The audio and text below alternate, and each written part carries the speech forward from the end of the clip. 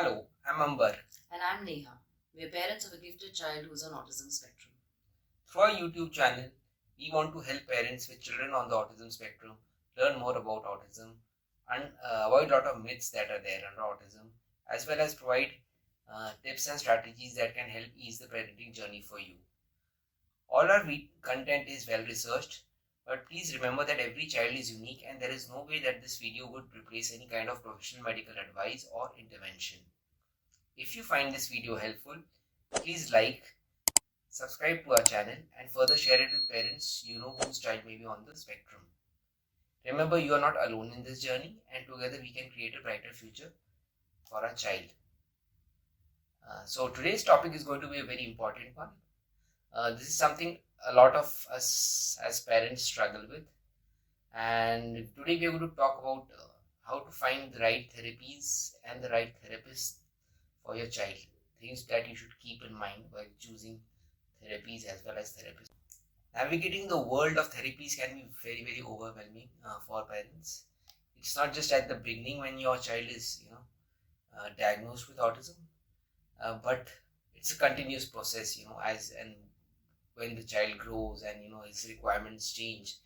You have to keep changing the therapies, or you have to keep getting reassessed, and then after those evaluations again find new therapists. Sometimes therapists, the centers close or they become too commercial and you have to then look for alternate centers. So all this experience has been really, really overwhelming, not just for us, but for a lot of parents that we know. And that is why we wanted to create this video. Now you need to understand the needs of your child. That's the first thing. Since every child is unique and it's important to identify their specific strengths and challenges in areas requiring intervention. We need to figure out where our child is lacking. We need to figure out what is he doing, and if he's found a pattern, if there's no pattern, if there's anything disjointed. We need to figure out everything. We need to see what are his strengths, what can he really work on, and what is it that he is behind. And you must consult with professionals such as pediatricians, psychologists, or educators to gain insight into your child's development. It's important.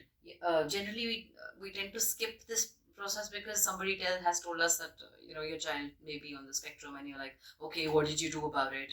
How did you go about it? And you straight away go to the therapist instead of going through the doctors, and you directly land up in the centers, and then you go to the center, and centers are also overwhelming. And see, we know there are many therapists who are trying to give a better future to our children, but some of them, I don't know, it just happens, it turns out to be a business by the end of it, and then they are the ones who are trying to take the place of the doctors, and they give you the diagnosis, and then they tell you can start with this, and they can give you all kinds of therapies. They can suggest to you, but you need to wait. You need to understand your child's needs. So you must go through the doctors. You need to understand your child's needs. You need to narrow down the types of therapies that align with their requirement. For example, if your child has speech or language difficulties, you need to go to a speech therapist or a language therapist, and obviously that will be more suitable. It makes no sense taking him to a music therapy if he's if there's a speech delay in it. Also, identify the needs in the first step. Finding the right therapies and therapists is an important thing.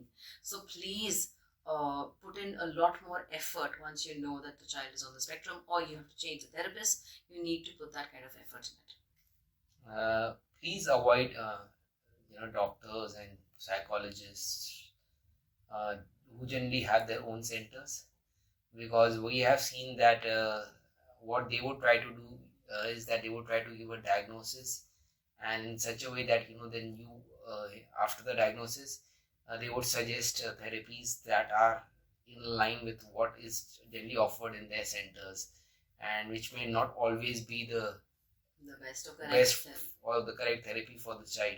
So please avoid such doctors or psychologists unless you know them personally. Yes, that is different. Unless you know them personally, or you have some kind of connection, or you really somebody you trust a lot has recommended you those.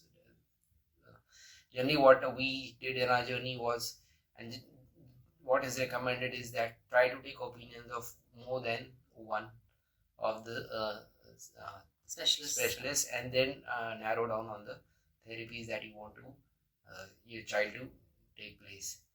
There have also been cases that we went to a center where they offered a child some kind of a they didn't have the correct infrastructure, and they offered us some kind of a supplements for the child, and then they said, okay, 1 or 2 weeks therapy would be helpful enough for your child.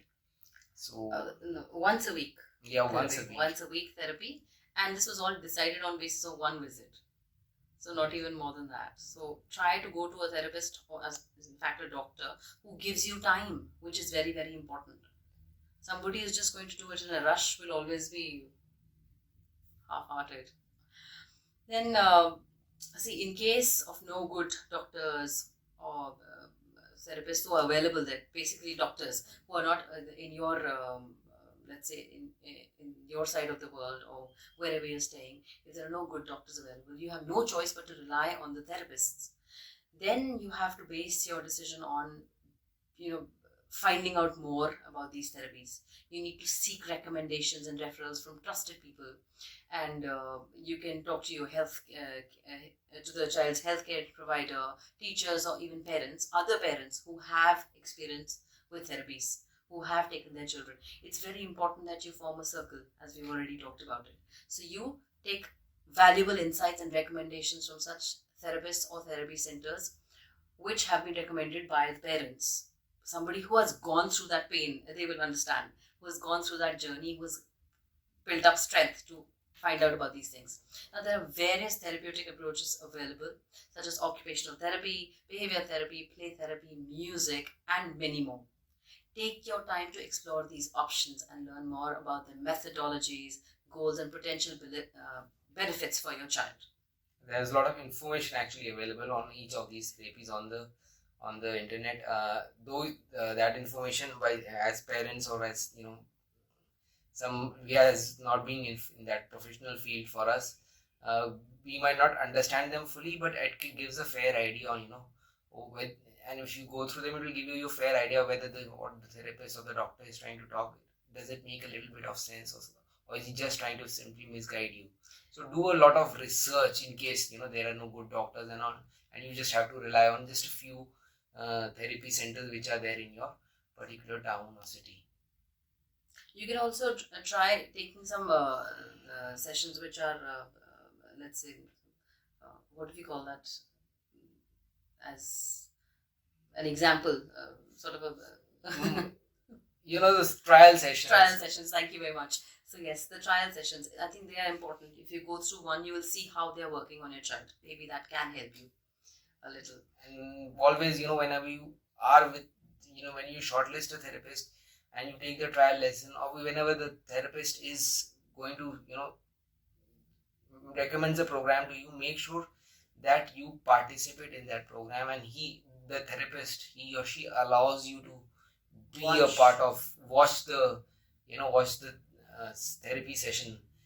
Many times what happens is they don't allow the parents to participate in the therapy session because the child might get distracted, and instead of being focused on with the therapist, they may get distracted and want to go to the parents.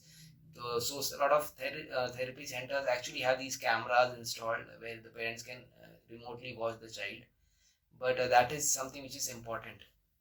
So try to insist on a therapy center which has this kind of a provision, which allows you to watch your child. And also what they do is they share a home plan with you, because just going to a therapy and then after that the work is done, it's not how the therapies work. The therapy centers have to give you a home plan, or if not a home plan, at least a plan, a proper plan that they have formulated for your child. Okay, that these are the goals that we want to work on, and these are the timelines that we are looking at.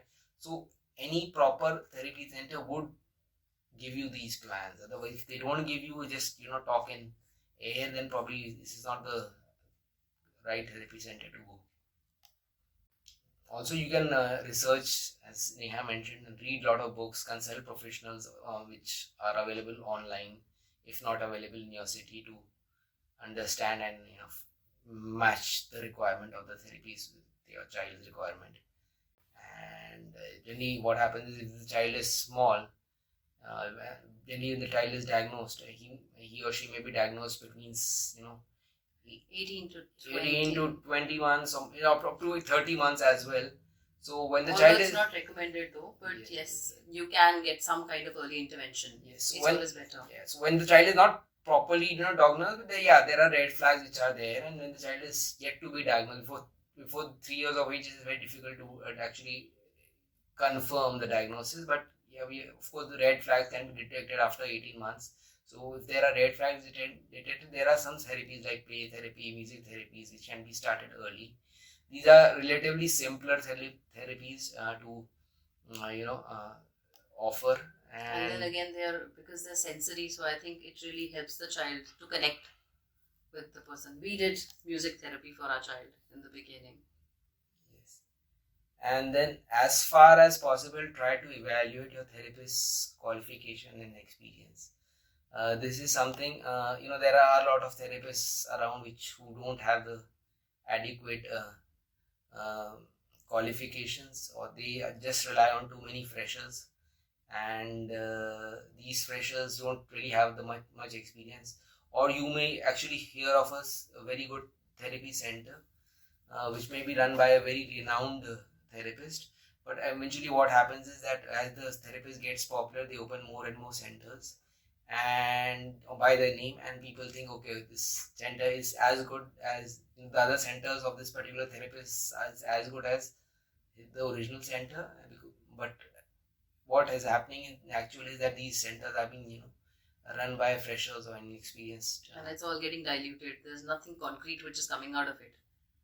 So we should try something which is check the credentials of the therapist who is going to take your child's therapy. What are the experience? What are the qualifications? And try to build a strong relationship with the therapist, so that he gives you the outcomes that he or she has planned for your child, and a proper plan.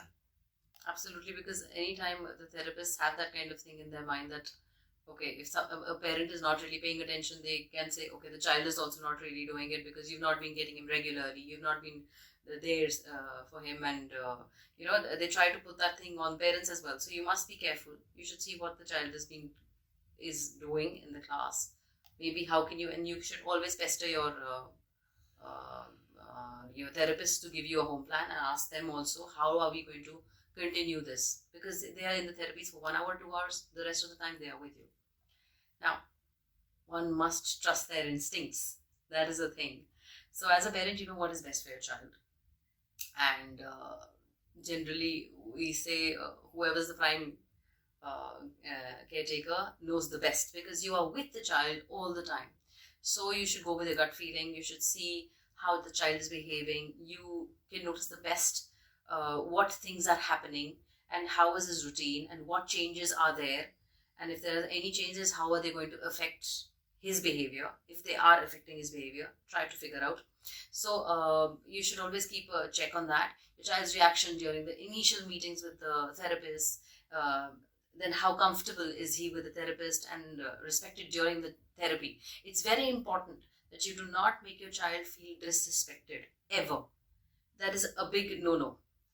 You cannot have a good rapport with someone who is not able to give back to you that kind of love and respect. So if you want your child to have a happy journey and a fun-filled journey, and a journey which is successful, you have to get him in touch with the person who is going to take care. That is the first thing. You want somebody who is nice to them. You don't want somebody screaming at them and ranting at them all the time. So the thing is, let's just quickly summarize. We need to find the right therapist. Therapists for your child involves understanding their needs, researching different therapies, which is important, seeking recommendations, evaluating qualifications and experience, and trusting your gut, your instincts. Remember, it's a collaborative process that requires careful scrutiny. We are handing our child to somebody to, make them blossom and do better. So we need to keep that in mind. So we hope you found this video helpful, and do like it and share it with other parents, and also give your comments, because those help us, really encourage us, and then also mention what kind of other videos that you would want to see in future. Also, do tell us whatever is missing. You can really help us with that, so that we also can improve our, not just the videos, our own parenting journey. It's a two-way process. Thank you so much. Thank you so much.